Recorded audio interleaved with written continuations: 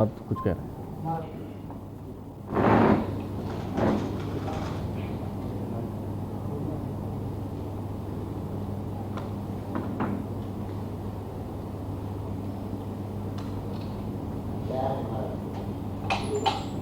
मित्रों, मैं आज की इस स्थिति में आप सबका हृदय से स्वागत करता हूं।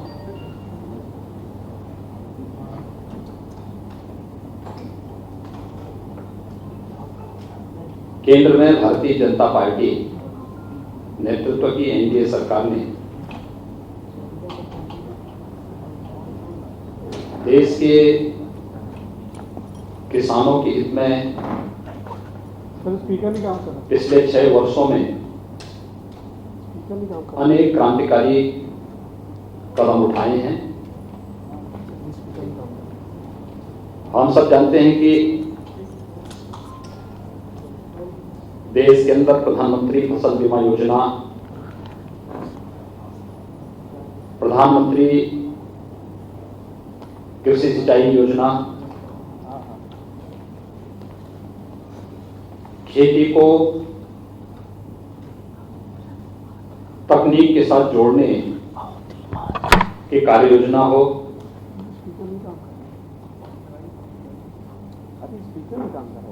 देश के मंडियों को ई नाम से जोड़ करके वन नेशन वन मार्केट के तर्ज पर मंडियों को और किसान के उत्पाद को देश के अंदर कहीं भी बेचने और किसी भी प्रकार के मंडी शुल्क से मुक्त करने का क्रांतिकारी कदम हो। न्यूनतम समर्थन मूल्य किसान को लागत का 1.5 गुना दाम उपलब्ध कराने का रहा हो, या फिर प्रधानमंत्री किसान सम्मान निधि। आजादी के बाद किसानों के हित में लिए गए ये सभी ऐतिहासिक और क्रांतिकारी फैसले हैं।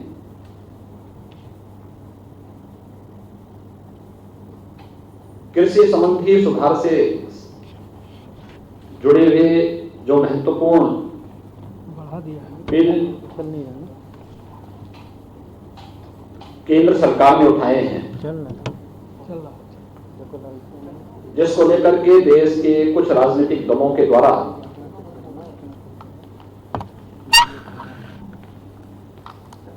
वातावरण खराब करने का प्रयास किया जा रहा है। खासतौर पर एपीएमसी एक्ट, जो मॉडल एपीएमसी एक्ट है, इस पर राजनीतिक दलों का वर्तमान रवैया उनके दोहरे चरित्र को प्रदर्शित करने वाला है। अगर हम देखेंगे कि कांग्रेस नेतृत्व की यूपीए सरकार ने 2004 से लेकर के 2014 तक इस देश के अंदर शासन किया था। उस सरकार में कांग्रेस पार्टी के नेतृत्व में जो सरकार 2004 से 2014 तक देश के अंदर शासन की, यूपीए की उस सरकार में NCP, left, DMK, Samajwadi Party, Bahujan Samajwadi Party, TMC जैसे राजनीतिक दल या तो सरकार में शामिल थे या सरकार को समर्थन कर रहे थे।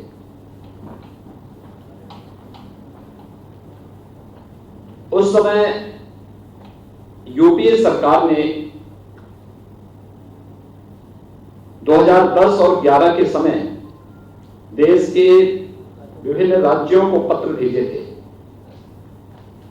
और खासतौर पर उस समय के कृषि मंत्री श्री शरद पवार जी ने पत्र भेजे थे मुख्यमंत्रियों को कि स्टेट का APMC act, agricultural produce marketing committees act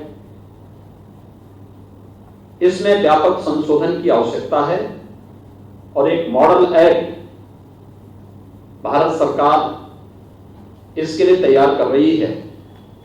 इस मॉडल एक्ट के अनुसार ही इसे देश के अंदर लागू किया जाना चाहिए। मुझे आश्चर्य है कि किसी सरकार के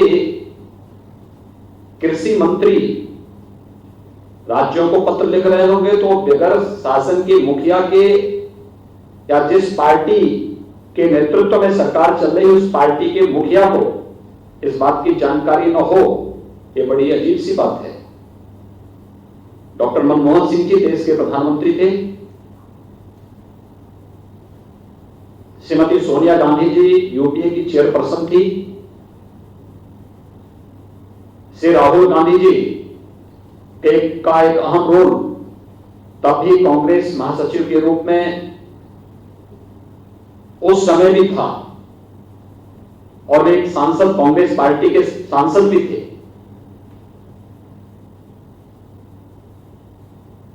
आखिर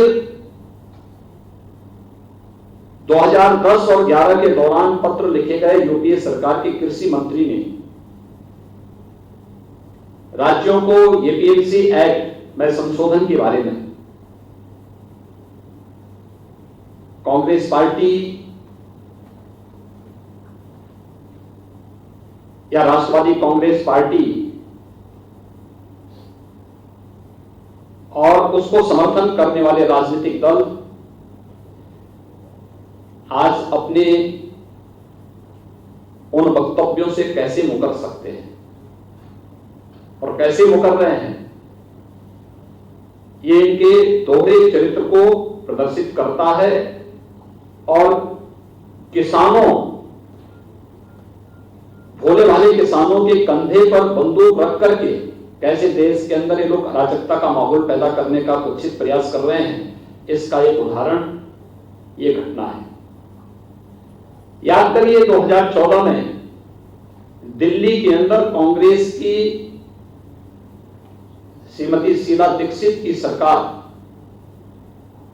हटी थी और आम आदमी पार्टी की सरकार बनी थी। तब कांग्रेस पार्टी के अध्यक्ष के रूप में श्री राहुल गांधी ने एक बात कही थी। कांग्रेस पार्टी के महासचिव के रूप में श्री राहुल गांधी जी ने उस समय एक बात कही थी कि आखिर कांग्रेस क्यों हारी थी, और उन्होंने इस बात का समर्थन किया था कि कांग्रेस पार्टी एपीएमसी एक्ट के अंदर संशोधन करने की पक्षधर है और वह सब्जी और फलों को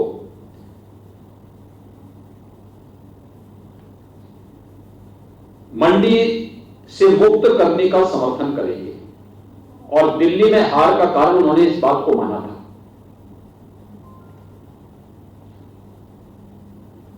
यही नहीं, यूपीए सरकार या कांग्रेस और उसके सहयोगी दल भले ही किसानों को अपना हथियार बनाते रहे हों, लेकिन किसानों के हित में कोई भी महत्वपूर्ण कदम उठाने में सदैव संकोच करते थे या उनको उसके बारे में कोई सोच नहीं थी। जब कृषि संबंधी सुधारों को मोदी जी के नेतृत्व में अभी लागू किया गया, लागू होने के पहले स्टैंडिंग कमेटी में यानी संसद की कृषि संबंधी जो अस्थायी समिति होती है उस अस्थायी समिति की बैठक में पहले इस पर विस्तृत चर्चा हुई। अस्थायी समिति की बैठक में भी अकाली दल ने, समाजवादी पार्टी ने, टीएमसी ने, कांग्रेस पार्टी के नेताओं ने, राष्ट्रवादी कांग्रेस पार्टी के नेताओं ने, इन सभी ने एपीएमसी एक्ट में, राज्यों के एपीएमसी एक्ट में संशोधन करने और मॉडल एपीएमसी एक्ट लागू करने की वकालत की थी। जिसके तहत वन नेशन वन मंडी की इस परिकल्पना को साकार किया जा सके। और आज वही दल भोले भाले किसानों के कंधों में बंदूक रख करके देश के अंदर अव्यवस्था और अराजकता फैलाने का प्रयास कर रहे हैं, एक प्रकार की अव्यवस्था पैदा करने का प्रयास कर रहे हैं। ये राजनीतिक दलों के दोहरे चरित्र को स्पष्ट रूप से प्रदर्शित करता है। और इसलिए मैं आज के इस अवसर पर इन सभी राजनीतिक दलों से मैं कहना चाहूंगा, चाहे वह कांग्रेस पार्टी हो, सबसे आश्चर्यजनक तो यह है कि जो आम आदमी पार्टी दिल्ली के अंदर एपीएमसी एक्ट के तहत संशोधन के बाद इसका नोटिफिकेशन भी जारी कर चुकी है, उसने भी कल के देश के बंदी की घोषणा का समर्थन किया है। इनके दोहरे चरित्र को देखें। जब सत्ता में रहते हैं इनका आचरण कुछ और होता है, इनके वक्तव्य कुछ और होते हैं। संसद की स्टैंडिंग कमेटी में बैठते हैं, वहां पर इनके वक्तव्य कुछ और होते हैं। और आज जब केंद्र की मोदी सरकार ने किसानों के व्यापक हित में कृषि संबंधी इस कानून को पास करके देश के अंदर लागू किया है, कई राज्य सरकारों ने अपना समर्थन इसके साथ व्यक्त करते हुए इसे लागू किया है। उस समय इन सभी राजनीतिक दलों के इस चरित्र को देखें, चाहे वह कांग्रेस हो, टीएमसी हो, राष्ट्रवादी कांग्रेस हो, समाजवादी पार्टी, बहुजन समाजवादी पार्टी, या फिर अन्य जितने भी ये दल हैं, अकाली दल, आम आदमी पार्टी, डीएमके, लेफ्ट पार्टी, ये सभी अपनी घोषणा पत्र में क्या कहते थे? 2019 के घोषणा पत्र भी राजनीतिक दलों के देखे जाएं तो कांग्रेस का घोषणा पत्र तो बहुत स्पष्ट रूप से एपीएमसी एक्ट के संशोधन का समर्थन करता है, मंडी प्रथा को समाप्त करने की वकालत करता है। लेकिन अगर वही कदम भारतीय जनता पार्टी नेतृत्व की एनडीए सरकार ने उठाया है तो आज ये लोग देश के अंदर अव्यवस्था और अराजकता का सा वातावरण पैदा करके भोलेवाली किसानों को गुमराह करने का प्रयास कर रहे हैं। यह देश इन राजनीतिक दलों के इस दोहरे चरित्र का जवाब पहले ही दे चुका है। इन सभी राजनीतिक दलों को जनता के सामने माफी मांगनी चाहिए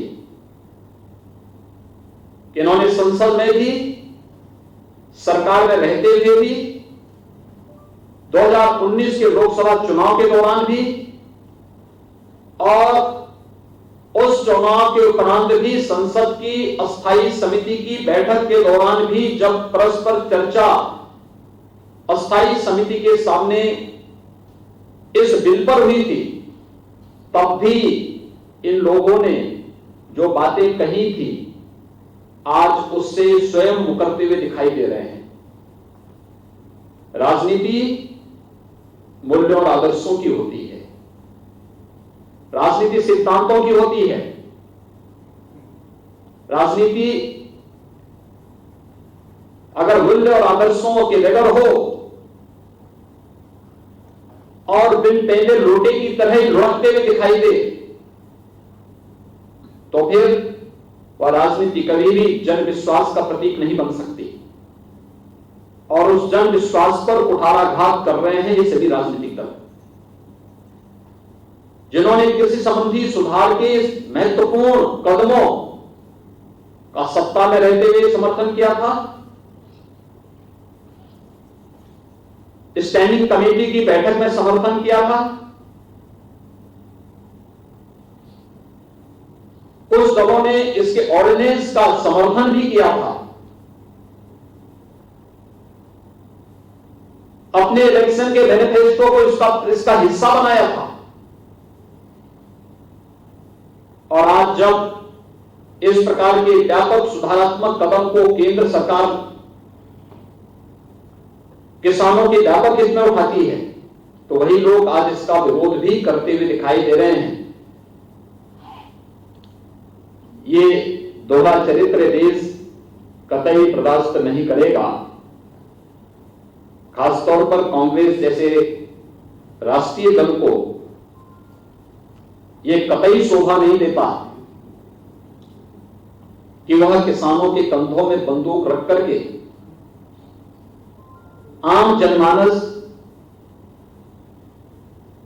की जिंदगी के साथ खिलवाड़ करे। और वह भी तब जब यह देश कोरोना के खिलाफ एक महत्वपूर्ण लड़ाई को पूरी मजबूती के साथ लड़ रहा हो।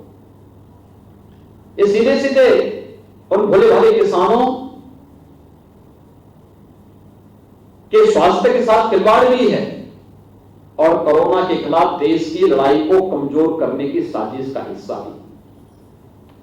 कांग्रेस पार्टी को और उन सभी राजनीतिक दलों को जो पहले इसका समर्थन करते थे, अलग अलग स्टेज पे इन्होंने समर्थन किया और आज वे लोग भारत बंद का समर्थन करके अव्यवस्था और अराजकता फैलाने का जो कुत्सित चेष्टा कर रहे हैं, उन सबको देश की जनता से माफी मांगनी चाहिए और देश के सामने स्पष्ट करना चाहिए कि 2010-11 के दौरान जिस यूपीए सरकार ने एपीएमसी एक्ट में व्यापक संशोधन की वकालत की थी और राज्यों के मुख्यमंत्रियों को इससे संबंधित पत्र लिखे थे,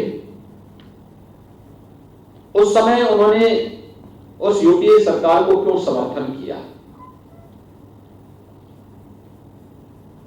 इन्होंने अपने इलेक्शन मैनिफेस्टो में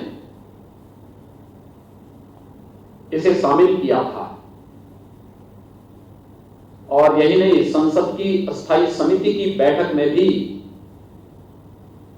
इन राजनीतिक दलों ने एपीएमसी एक्ट के संशोधन और मॉडल एक्ट का पुरजोर समर्थन करते हुए जो बातें उस समय कही थी, ये सभी संसद की कार्रवाई का हिस्सा है, कमेटी की कार्रवाई का हिस्सा है और ये सभी चीजें पब्लिक डोमेन में है। उन राजनीतिक दलों के मैनिफेस्टो को अगर आप उठा करके देखेंगे तो उसका पार्ट भी दिखाई देता है। मुझे आश्चर्यजनक प्रदेश के अंदर समाजवादी पार्टी के आचरण पर भी होता है। श्री मुलायम सिंह जी ने 2019 में एग्रीकल्चर से संबंधित जो स्टैंडिंग कमेटी थी, उस स्टैंडिंग कमेटी में एपीएमसी एक्ट, एपीएमसी एक्ट में संशोधन का समर्थन किया था और मॉडल एक्ट जो भारत सरकार ला रही थी उसका पुरजोर समर्थन देने की बात कही। उनके साथ ही टीएमसी ने, अकाली दल ने और तमाम अन्य दलों ने भी इन बातों का समर्थन किया था कि मॉडल एक्ट आना चाहिए क्योंकि किसानों के हित में है। अगर किसानों के हित में है तो फिर आज ये राजनीतिक दल भारत विरोध का समर्थन किस मुंह से कर रहे हैं? इनको इसका जवाब देश की जनता को देना होगा और देश की जनता इनसे इस प्रकार के जवाब की अपेक्षा रखती है। बहुत बहुत धन्यवाद। भारत बंद है तो भारत बंद के लिए कोई आपकी अपील है क्या? देखिए, भारत सरकार ने बातचीत के सारे रास्ते खोले हैं और कृषि मंत्री जी, भारत सरकार के कृषि मंत्री और अन्य केंद्रीय मंत्रीगण किसान प्रतिनिधियों के साथ कई दौर की बातचीत कर चुके हैं। मुझे लगता है कि जब भारत सरकार ने इस संबंध में किसान प्रतिनिधियों के साथ में बातचीत सीधे जारी रखी है, कोई औचित्य नहीं है इस प्रकार के किसी भी ऐसे कदम का जो अलोकतांत्रिक हो और जिसके कारण ऐसे तत्वों को उस आंदोलन को खराब करने का अवसर मिले जो वास्तव में किसानों के कंधे पे बंदूक रख करके अपने स्वार्थों की पुष्टि करना चाहते हैं। और इसलिए हम लोग चाहेंगे कि बातचीत का क्रम संवाद बना रहना चाहिए और संवाद किसानों के हित में जो कदम मोदी सरकार ने उठाए हैं पिछले 6 वर्षों के दौरान, मैं विश्वास के साथ कह सकता हूं कि आजादी के बाद 55 वर्षों तक शासन करने वाली राजनीतिक दल ने किसानों के हित में इस प्रकार के कभी भी महत्वपूर्ण कदम नहीं उठाए। लेकिन आज कुछ लोग अपने निहित स्वार्थों के लिए भोले वाले किसानों को गुमराह करने का प्रयास कर रहे हैं। धन्यवाद। तो मुख्यमंत्री योगी आदित्यनाथ को आप सुन रहे थे। विपक्ष किसानों के कंधे पर बंदूक रख के चला रहा है, ये बात सीएम ने कही। मैं चाहता हूं कि बिना पेंदे के लोटे की राजनीति ना हो।